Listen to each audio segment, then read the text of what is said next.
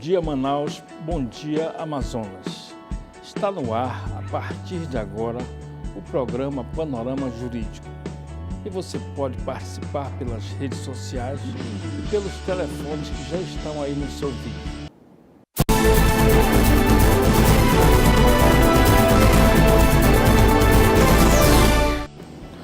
O Dia da Declaração Universal dos Direitos Humanos, ou Dia Internacional dos Direitos Humanos, é comemorado em 10 de dezembro. A data tem um significado de extrema importância para a história da humanidade e para o modo como as sociedades são constituídas na contemporaneidade. A Declaração Universal dos Direitos Humanos garante a todos os seres humanos o direito à liberdade, à vida, à segurança e à dignidade. A Declaração Universal dos Direitos Humanos começou a ser pensada logo após o fim da Segunda Guerra Mundial, em 1945. O mundo ainda sofria com as consequências bárbaras e violentas da guerra. Os líderes mundiais se reuniram e prometeram fazer com que a humanidade nunca mais tivesse que presenciar atrocidades como as que haviam sido registradas nas duas grandes guerras mundiais. Para isso, criaram ainda em 1945, ano em que a Segunda Guerra Mundial chegou ao fim, a Organização das Nações Unidas, ONU. Durante a primeira Assembleia Geral da ONU, em 1946, já foi apresentado um rascunho sobre o que viria a se tornar um esboço preliminar da Declaração Universal dos Direitos Humanos, em 1947. No dia 10 de dezembro de 1948, a Declaração Universal dos Direitos Humanos foi apresentada e proclamada durante a Assembleia Geral da Organização das Nações Unidas. Em 1950, a ONU oficializou a data como homenagem ao Dia Histórico para os Direitos da Humanidade. A declaração é, nesse sentido, um marco normativo que serve de guia para as condutas de governos e cidadãos. Seus princípios inspiraram e estão amplamente disseminados no arcabouço legal dos mais diversos países, assim como nos inúmeros tratados internacionais que versam sobre o tema. Vamos a um breve intervalo e voltamos já com a entrevista da semana. Não saia daí, é bem rápido.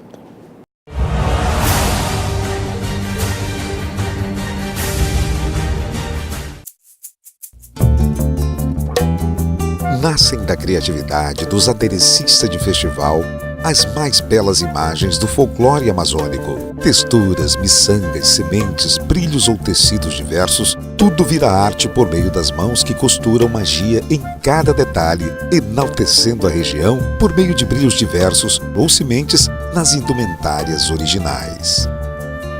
Vida e Arte, Band Amazonas. Quem me vê correndo assim, nem imagina que eu já tive tuberculose.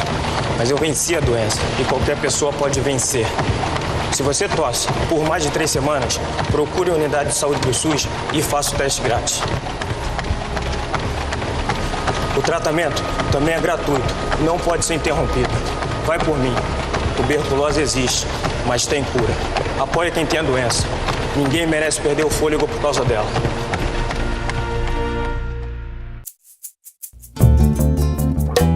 O seringueiro tem como instrumentos da sua lida a faca, forma ou tariboca, quando golpeia o tronco para sangrar e entigelar o leite da seringa, que será látex. No ciclo da borracha, o seringueiro foi chamado de soldado e herói, e sua herança de conhecimento do corte da madeira até a defumação do látex para uso perdura até hoje. Vida e Arte, Band Amazonas.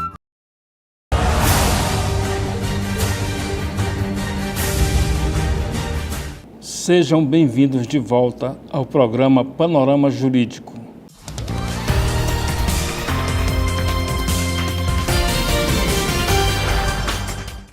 E o nosso entrevistado de hoje é o Dr. Armando Cláudio Dias dos Santos, graduado em Direito pela Universidade Estácio de Sá, advogado, professor substituto de Direito do Trabalho da Universidade Federal do Amazonas, UFAM, pós-graduado em Direito do Trabalho e Previdenciário pelo Centro Integrado de Estudos Superior do Amazonas, CIESA, formado no Programa de Desenvolvimento de Dirigentes pela Fundação Dom Cabral.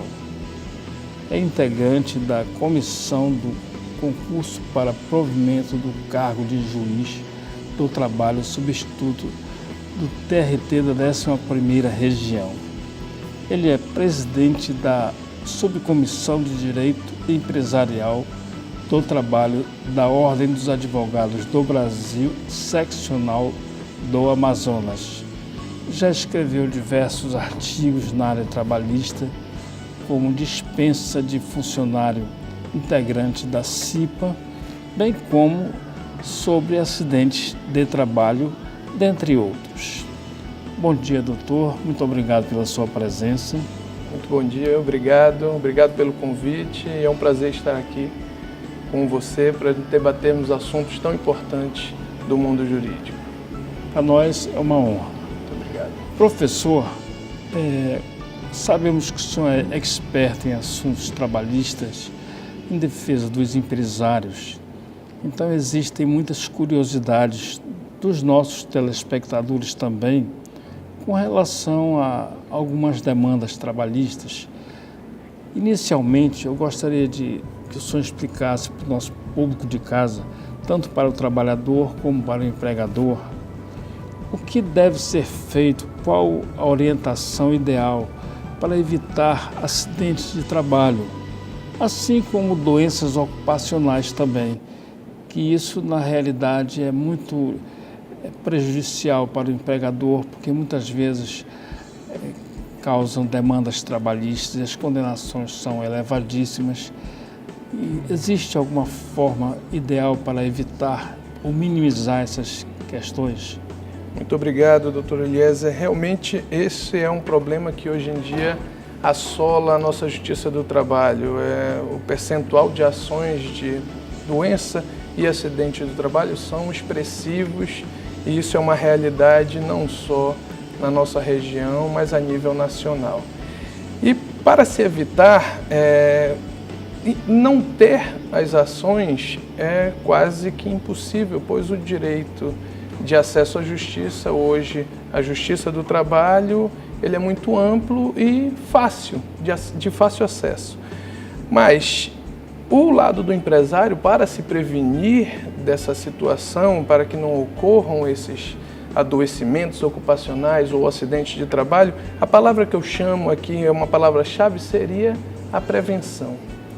Ou seja, ocorrendo algum adoecimento ocupacional, a empresa tem que ser diligente ao ponto de verificar o motivo daquele adoecimento ocupacional.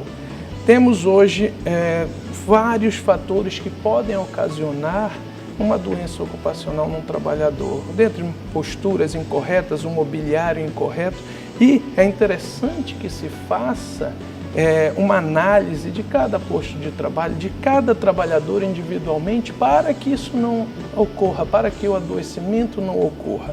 Da mesma forma, o acidente do trabalho. O acidente do trabalho, ele tem que ser evitado.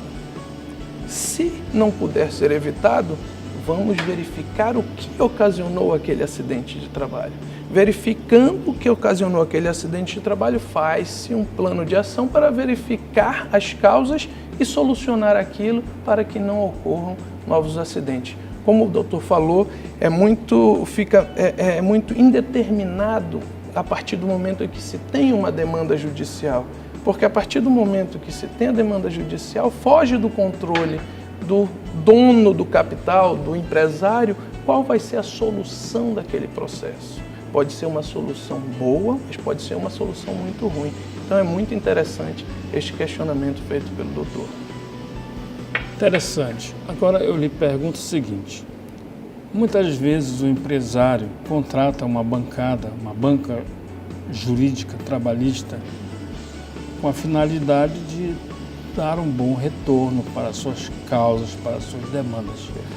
Mas eu lhe pergunto o seguinte: se de repente o senhor se deparar com uma empresa nova para o senhor, mas essa empresa ao longo de vários anos vem trabalhando de uma forma não adequada, não correta, sem prevenção, mas o empresário diz: olha, eu quero isso aqui enxuto, eu quero que você resolva isso aqui da melhor maneira possível. Perfeito. Porque o nosso passivo trabalhista está enorme. Perfeito. E nós temos que dar uma solução para esses problemas. Como é que fica numa situação dessa? Isso acontece, não pense que isso é raro de acontecer, não. Isso acontece com uma certa frequência.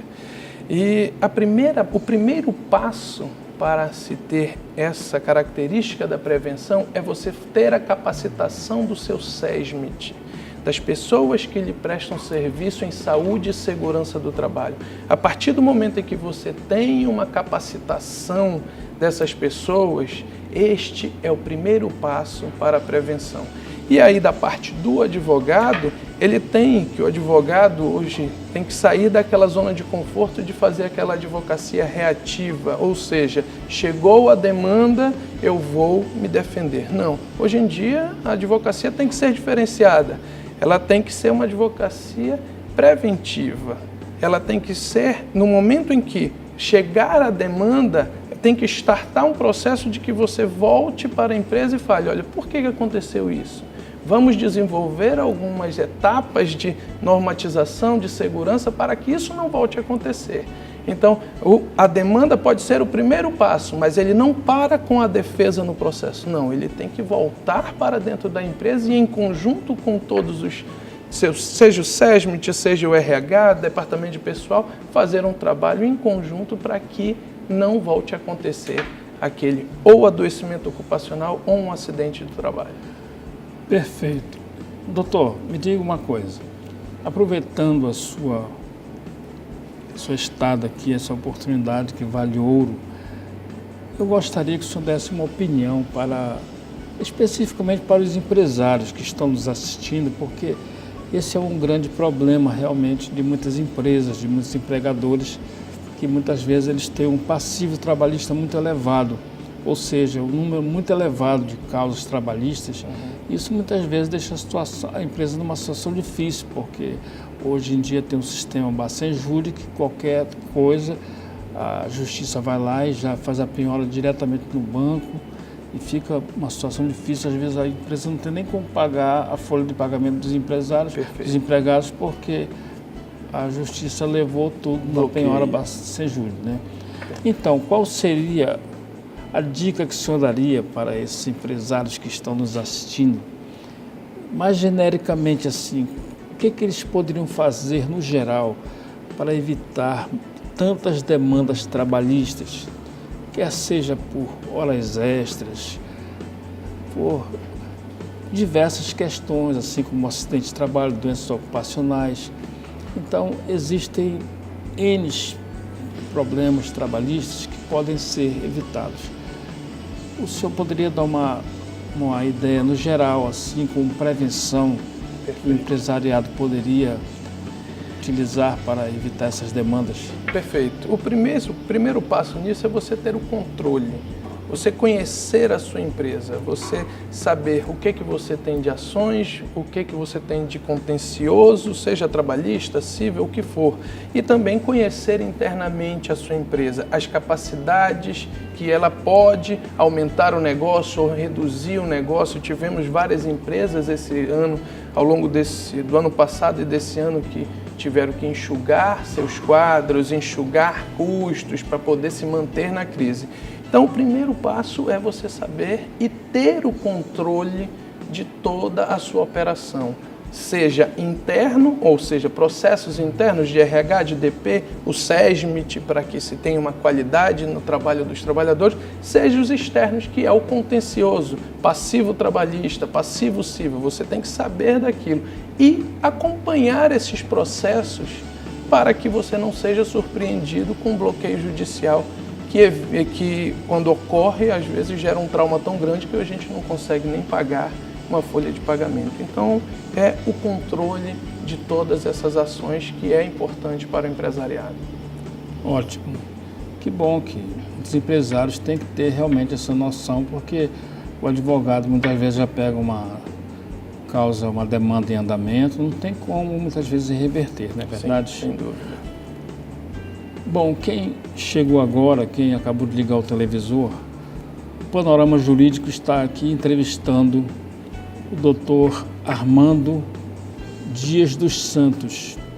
Ele é advogado, militante, professor, está aqui nos dando essa preciosa colaboração. Bom, professor, eu lhe pergunto o seguinte, tenho certeza que esse assunto também é da sua seara. Sobre questões do cipeiro, o membro da CIPA, assim como o suplente também, eles adquirem uma estabilidade um ano após o mandato, né? Então, muitas vezes a empresa fica com aquele cipeiro ali, precisa às vezes tomar uma atitude, qualquer situação, mas o empresário ele tem muito cuidado devido à estabilidade que o cipeiro adquire. Eu gostaria que o senhor desse uma panorâmica sobre essa questão da estabilidade do cipeiro, como proceder em ocasiões excepcionais que ocorrem no dia a dia do cipeiro junto com as empresas. Perfeito. O cipeiro, ele tem que ser encarado num primeiro momento como aquela pessoa que está ajudando a empresa. Por quê? Porque o que é a CIPA? Comissão de Prevenção de Acidentes do Trabalho. Ou seja, ele está ali, se acontecer um acidente, ele vai fazer um plano de ação para que aquilo não venha a ocorrer novamente. E para que ele tome algumas atitudes até a contragosto do empresário, ele tem a garantia ao emprego. Mas temos que ter ciência que a garantia no emprego, até o nome já diz, é uma garantia provisória, ela não é absoluta. Ou seja, por alguns motivos a empresa pode, inclusive, dispensar esse trabalhador estável. A própria lei, o artigo da CLT onde há a previsão, ele informa lá que por motivo disciplinar, econômico, financeiro ou técnico, ela pode dispensar. E essa pergunta é muito importante. Nestes 2 últimos anos, eu tive muita demanda de empresas perguntando: eu posso desligar ou não posso desligar um cipeiro? E o que acontecia? Se você tem algum motivo disciplinar, técnico, financeiro, você pode desligar. Ou seja, uma empresa que vem passando por uma dificuldade financeira, pelo momento de crise, e ela é obrigada a dispensar várias pessoas, tem um cipeiro, ela pode ou não pode? Desde que ela comprove que o desligamento daquele cipeiro foi por um motivo econômico, financeiro, ela pode. Não há problema nenhum em fazer esse desligamento. Da mesma forma em que esse trabalhador venha trabalhando com alguns problemas, os problemas que ensejam a justa causa. Da mesma forma, dependendo da graduação, há a possibilidade de dispensa também desse trabalhador que tem essa estabilidade provisória. Excelente explicação, eu tenho certeza que isso aí poucas pessoas sabem. E realmente é interessante, porque no dia a dia ocorrem muitas coisas e o empregador fica muitas vezes numa situação difícil e o empregado também tem que saber desses seus direitos. Saber a realidade. É verdade? Perfeito. Bom, professor, no ano de 2014, o Supremo Tribunal Federal decidiu que a prescrição do FGTS não seria mais de 30 anos, e sim de 5 anos, quinquenal.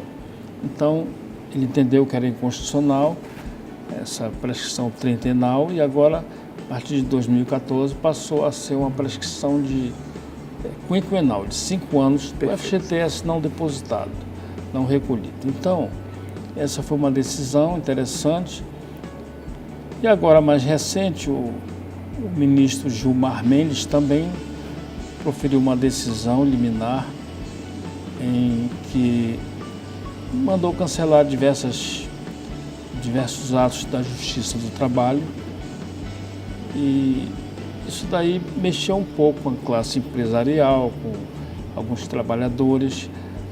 O senhor teria algum comentário a fazer sobre essas decisões do Supremo Tribunal Federal? Perfeito. A recente alteração da prescrição do FGTS nada mais foi do que uma adequação a uma lei, a nossa Carta Maior, ou seja, a nossa Constituição.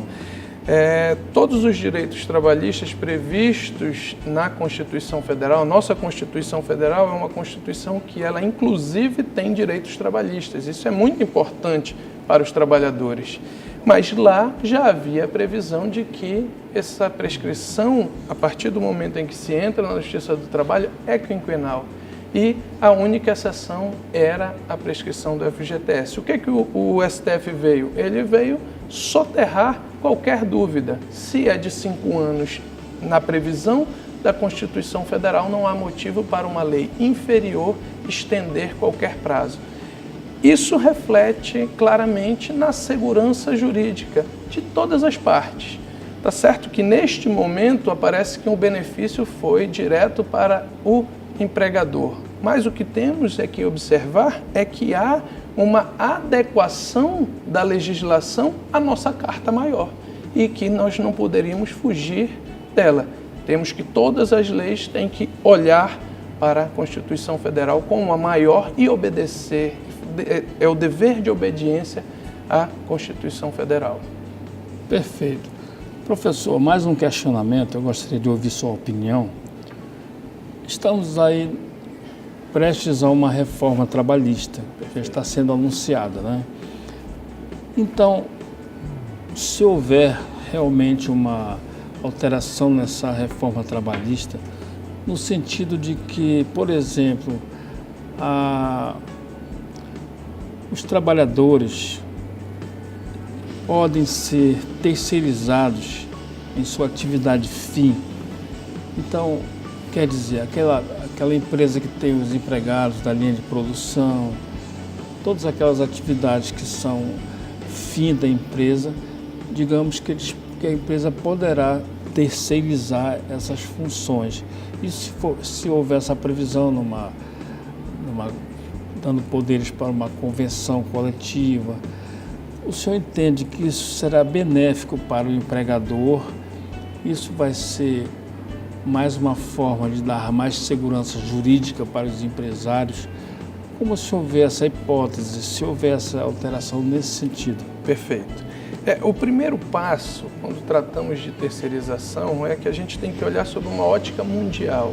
A terceirização, ela é uma realidade na maior parte dos grandes países. E nós aqui temos a terceirização pautada por uma súmula do Tribunal Superior do Trabalho. Ou seja, há um papel do Judiciário legislando, dizendo o que pode e o que não pode ser terceirizado. Com a lei, aí já puxando o que nós falamos no comentário anterior, é justamente a segurança jurídica que se busca. E eu entendo que, não desprezando qualquer direito trabalhista, como o projeto de lei 4.330, que é o projeto de lei da terceirização, ele não tira qualquer direito trabalhista. Ele apenas dá uma maior segurança, qual seja, não tem mais apenas um entendimento majoritário do Tribunal Superior do Trabalho em relação à terceirização. Não, se passar a PL da terceirização, teremos uma legislação que tratará do assunto e, a partir do momento que temos uma legislação que trata do assunto, a segurança jurídica vai ser maior. Eu não vou me basear no entendimento majoritário de um tribunal superior. Não, eu vou me basear na lei. E isso gerará segurança não só para o empresário. E o que eu vejo é justamente o contrário. A segurança maior vai ser para o trabalhador. Por quê? Porque lá há a previsão de onde ele vai ser sindicalizado, qual vai ser o representante da categoria dele, e não a gente não saber em quem ele vai buscar seu auxílio. Não, no projeto de lei há toda essa previsão que acredito que vai ser uma realidade num futuro bem próximo. Muito bem, professor. Bom, o nosso tempo aqui é muito exíguo. Infelizmente chegamos ao final, mas ainda reservamos um espaço para o senhor fazer suas considerações finais. Perfeito. Aquilo que não lembramos de falar, talvez o senhor gostasse de fazer um comentário. Então esse espaço é todo seu nesse momento. Mas eu gostaria também de dizer para o nosso público de casa que chegou agora. Estou aqui entrevistando o professor Armando Dias dos Santos, advogado, militante, muito conhecedor da legislação trabalhista. Está aqui hoje dando essa orientação para você que tem em casa, para todos nós. Professor, então você pode ficar à vontade de fazer suas considerações finais. Muito obrigado. Primeiramente eu quero agradecer o convite, foi um prazer estar aqui. Estou à disposição para esclarecer qualquer outro questionamento e obrigado a todos que estão nos assistindo. O fato que me deixa mais confortável de falar aqui no final é justamente um assunto que nós tratamos aqui na nossa conversa desde o início, que é o que assola mais a Justiça do Trabalho: doença ocupacional, acidentes de trabalho. Hoje em dia, o empresariado tem que estar atento não só para aquele caso pontual de acidente do trabalho ou daquele adoecimento ocupacional, não.